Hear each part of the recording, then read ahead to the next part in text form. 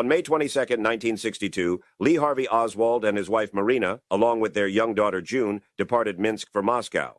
This was their beginning of the journey that would bring Lee Harvey back home to America, and Marina and June into a new world neither of them had known before. The family stayed in Moscow for 8 days before boarding a train heading west to Poland, then Germany, and finally arriving in Rotterdam in the Netherlands. There in Rotterdam, they boarded a steamship in order to cross the Atlantic Ocean that was sailing to New York. They arrived in New York on June 13, 1962. Oswald was not arrested upon his arrival in America. He was not detained and debriefed by the CIA or the FBI, but rather was met in Hoboken, New Jersey by Spaz T. Rakin, who was the Secretary General of the American Friends of Anti-Bolshevik Nations. This was an anti-communist organization with intelligence ties. The Oswalds had a mere $63 between them when they landed in America, and Rakin got them a hotel near Times Square through the Department of Welfare. Then Lee's brother Robert wired them $200 for plane tickets to Fort Worth. If Oswald was a genuine Marxist, why would he have been greeted in America by an anti-communist organization? That doesn't seem to fit right. However, Rakin was a member of the Travelers' Aid Society, which had been contacted by the State Department to assist with this endeavor. Rakin says he was chosen to assist them because he was a native Russian speaker, and they were under the impression that Marina only spoke Russian. While it is true that the group Rakin was associated with, the American Friends of Anti-Bolshevik Nations did have intelligence ties. That doesn't necessarily mean that Rakin himself had those same ties. For his part, Rakin told a local newspaper that, quote, "If I worked for the CIA, I'd have a government pension, and I don't have that. There are many myths associated with my limited contact with Lee Harvey Oswald. The biggest myth is that I had been an agent for the CIA. This is the most untrue myth of them all, and was created by writers. My obligation was to meet him, assist him through customs, and once I delivered him to the office, my job was finished. He was passed to another worker, and I had no more contact with him." The only clear intelligence connection with Rakin and the CIA that has ever been put out there is a declassified letter written to him by Allen Dulles' assistant, which thanked Rakin for sending 3 letters as well as reports about the American Friends of Bolshevik Nations on June 30, 1959. So, it is true that Rakin wrote, at least once, and likely on multiple occasions, to Allen Dulles, and Dulles' secretary acknowledged those letters. This is one more of those instances in all of this where there's not really any hard proof of shenanigans, but there's just enough meat on a small bone to leave the door propped open a bit. It certainly appears as though Rakin didn't have any special missions for the CIA when he sent in the letters, or when he picked up the Oswalds.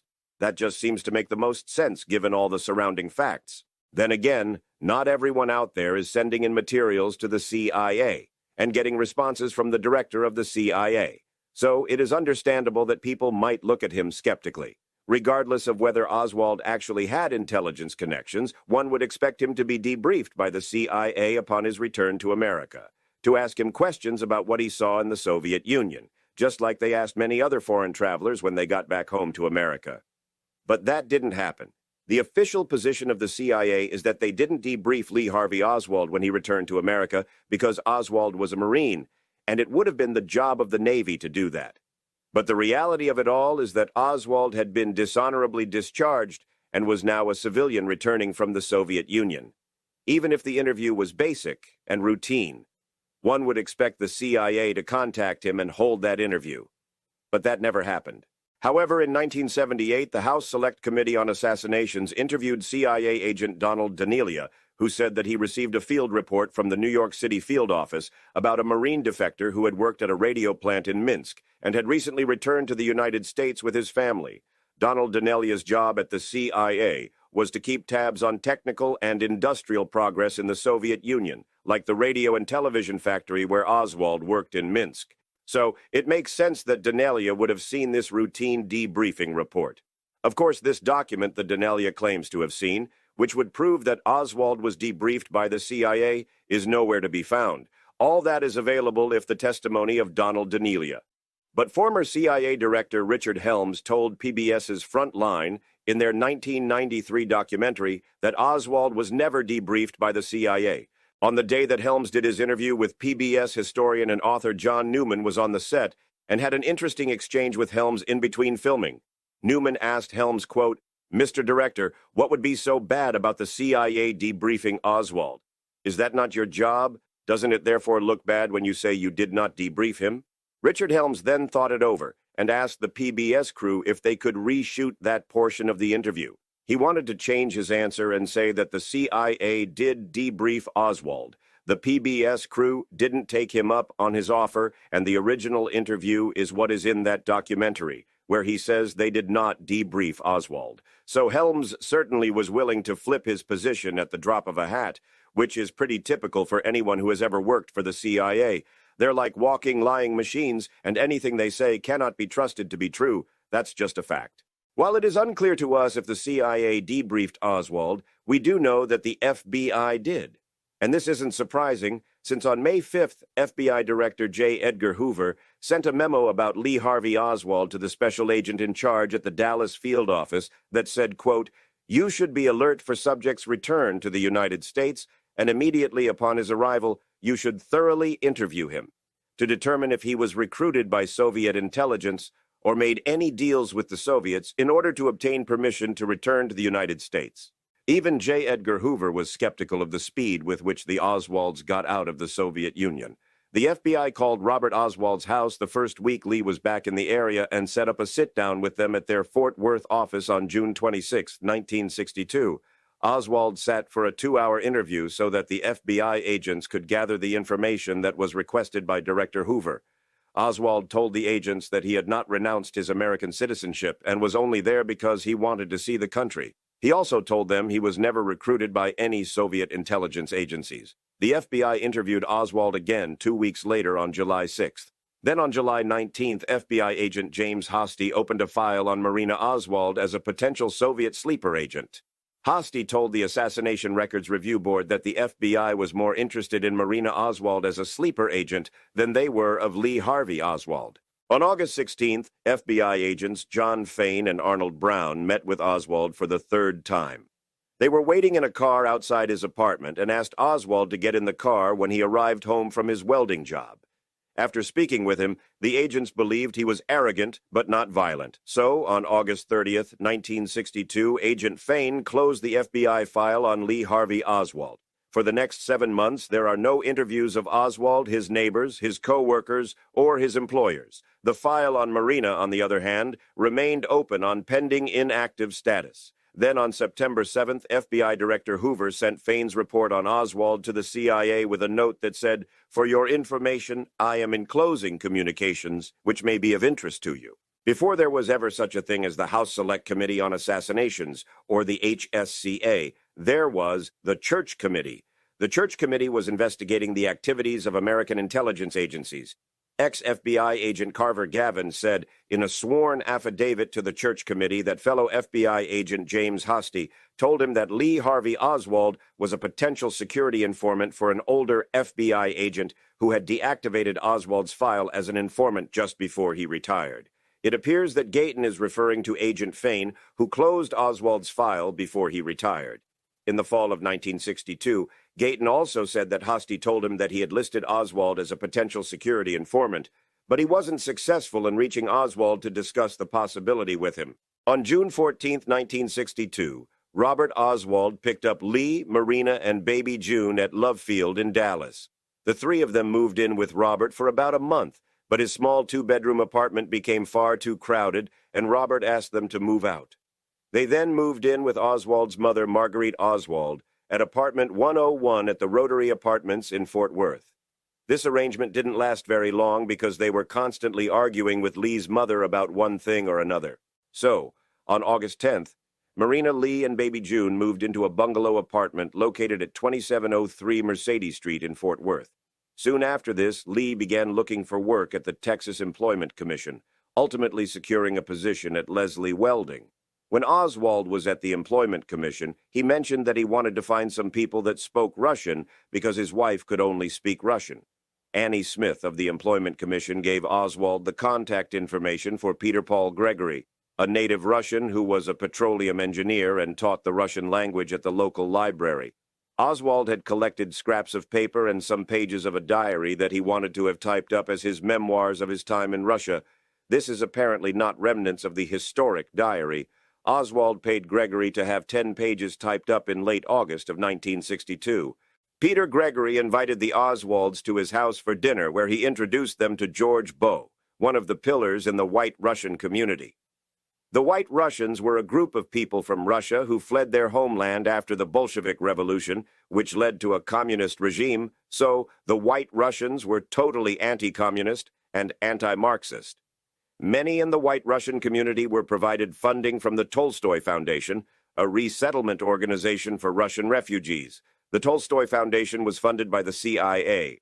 There are no accurate numbers on how many people in the Dallas White Russian community were connected to the Tolstoy Foundation. Incidentally, the Russian Orthodox Church in Dallas also received CIA funding. Given that the CIA provided these funds, it's fair to say that they probably expected something in return for that funding, like information, although no real proof of a quid pro quo setup exists that can be examined. In mid-September of 1962, Lee Harvey Oswald met George de Mornsfield for the fifth time. De Mornsfield is an enigmatic and important character in the JFK assassination and the life of Lee Harvey Oswald, whose intentions are much debated.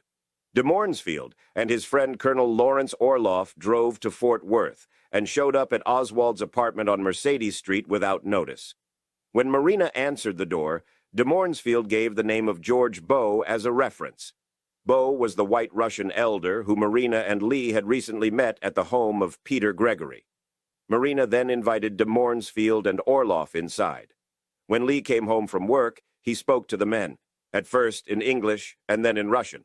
After this visit, de Mornsfield then invited Marina, Lee, and young baby June to come to his house and meet his wife, Jean. Here's how de Mornsfield himself described this meeting. In the summer of 1962, when we heard that there was a young couple who arrived from Russia and were in very difficult financial condition. So a friend of mine and myself drove to Fort Worth and found this tenement house where he was living. You'll notice that in that clip, de Mornsfield doesn't say who it is that told him about the Oswalds, and that is a matter of some dispute by many. So who was George de Mornsfield, and why did he decide to befriend Lee Harvey Oswald? De Mornsfield was born in Russia, and his father was the governor of Minsk before the 1917 Russian Revolution. His father was also the director of the oil interests of Russian nobility, like the Tsar. This is how de Mornsfield got the nickname the Baron. He came to America in 1938, settling on Long Island, where he met and befriended Jackie Kennedy's mother. After working for some oil companies, de Mornsfield earned a master's degree in petroleum geology from the University of Texas in 1944. After that, he worked for oil companies in Venezuela and Colorado, before forming numerous oil partnerships, at first in Wyoming and Texas, and later in Haiti, Togoland, Nigeria, Ghana, Mexico, and Cuba. So the guy got around quite a bit. De Mornsfield's work across the globe led him to be asked to go to Yugoslavia on the behalf of United States government entity, the International Cooperation Administration. The ICA sent de Mornsfield to Yugoslavia so that he could observe the development of oil resources there. In 1957, when de Mornsfield returned to Dallas from Yugoslavia, he was interviewed by J. Walton Moore from the CIA's Dallas office. One of Moore's job duties was to contact people who had traveled abroad so that he could ask them what they had seen. De Mornsfield submitted multiple written reports to Moore about Yugoslavia. Later, Moore contacted de Mornsfield on several other occasions after he had traveled abroad and returned. J. Walton Moore of the CIA even occasionally dined at the de Mornsfield house. In 1961, George and his wife Jean began a 1,200-mile walking trip from Eagle Pass, Texas, through Mexico and on to Panama. On April 17th, the day of the Bay of Pigs invasion, de Mornsfield just happened to be in Guatemala City at the same time as the Americans and Cuban exiles who were in the middle of launching the strike against Cuba. De Mornsfield told the Warren Commission that it was just a coincidence that he was there at the same time that the military strike was going on. When George and Jean returned to Dallas, they set up a public viewing party to show the film they had taken on their walking trip. J. Walton Moore was in attendance to see this film.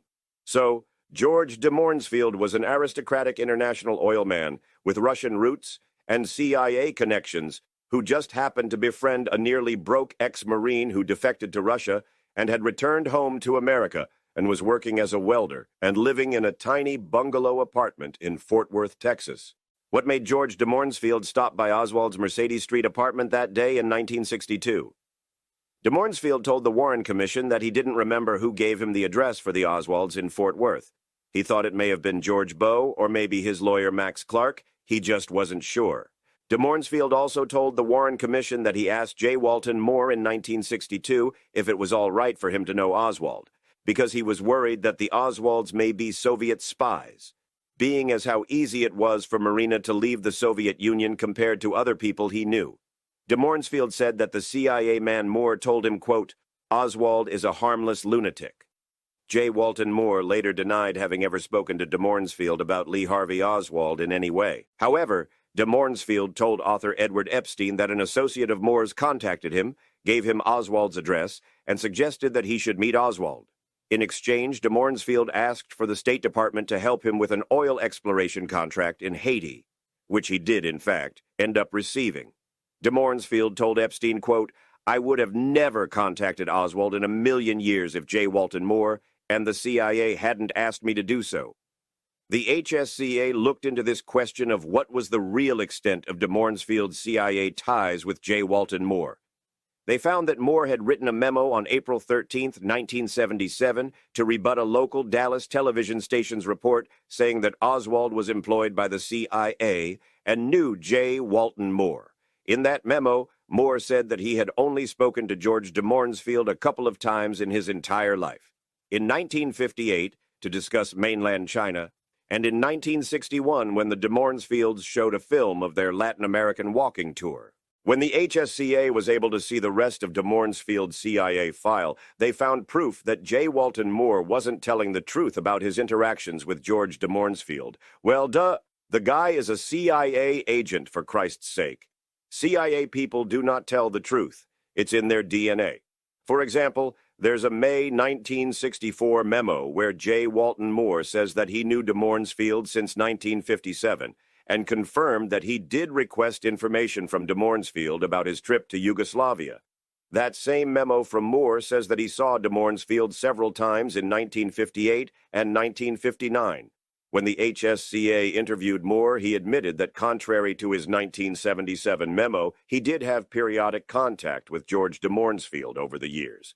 So we have yet another factual dispute. These factual disputes just keep propagating like rabbits in heat. There's the Warren Commission testimony where de Mornsfield says, "I asked the guy I know at the CIA if it was okay for me to hang out with Oswald, and he said fine." And then there's what de Mornsfield told Edward Epstein, where he says the CIA guy told me to go meet Oswald, and I did it in exchange for an oil contract in Haiti.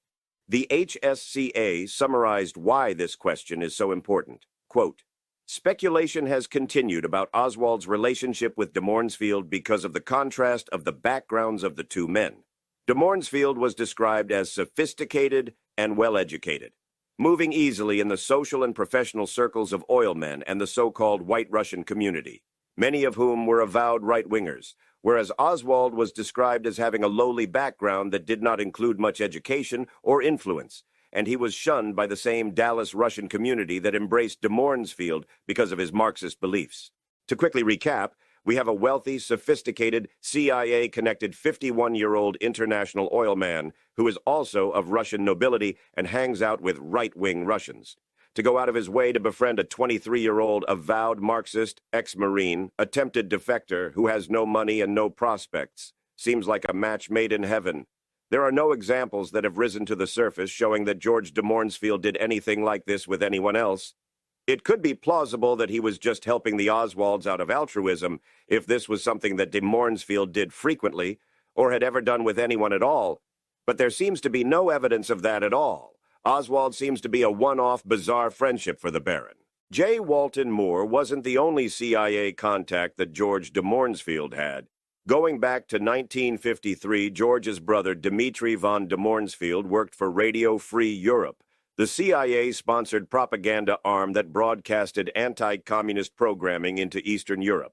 Dmitri was also the editor of a monthly journal called Russian Review, which was subsidized by the CIA in the 1950s and 1960s. Allen Dulles, who would go on to become the director of the CIA and the most active Warren Commissioner, submitted multiple articles that Dmitri von der Mornsfield published in Russian Review. The other editor who worked with Dmitri on the Russian Review was William Chamberlain, who would go on to become very close friends with Allen Dulles, exchanging over 50 letters with him. In addition to this loose connection to Allen Dulles, declassified CIA documents show a potential direct connection. In 1954, a young oil lawyer named Herbert Siskin obtained a meeting in Philadelphia with then CIA Director Allen Dulles to provide information about what he thought was anti-American activity within his law firm. Dulles got Siskin's phone number and address, and a few months later, Siskin was contacted by a man named Philip Harbin, who identified himself as, quote, "from that man in Philadelphia." There is an internal CIA memo from March 18, 1969, that says that Siskin completely made this story up, but to keep things moving in a consistent manner. In the HSCA hearings, we learned that CIA officer William Godet knew George de Mornsfield as Philip Harbin, the same man Allen Dulles had introduced Herbert Siskin to help him with his international oil problem.